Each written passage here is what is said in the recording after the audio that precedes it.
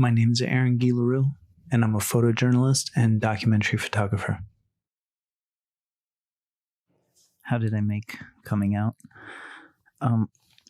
This was in November of 2019, and I was meeting up with a volunteer EMS crew for the first time.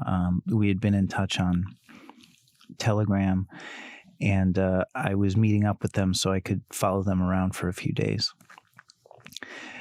We were meant to rendezvous in the back side of police headquarters, and on that night, there was a kind of a small group of protesters standing out back, while there was a larger group at the front, kind of on that main street in the Admiralty.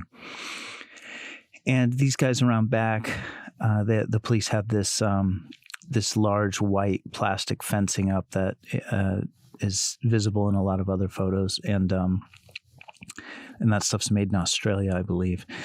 And these guys were just peering through the barricades and these barriers to just see what the small group of policemen on the backside of the station were doing. There must have been 8 cops back there.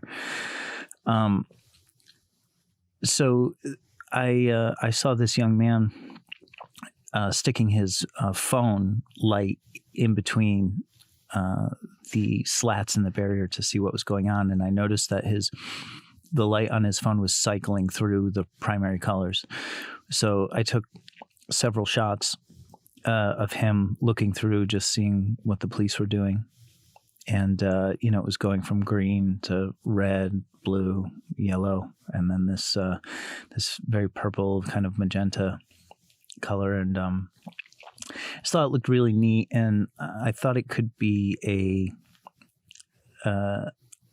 I thought the photo could be a little piece of a puzzle, which turned out to be prescient because Adam and I used this to kind of complete this layout. But in the moment, it just seemed like this is part of what's going on. The police are watching the protesters, and the protesters are watching the police. And later that night, those police began to spray the small group of protesters I was with. They started spraying them with a fire hose later that night.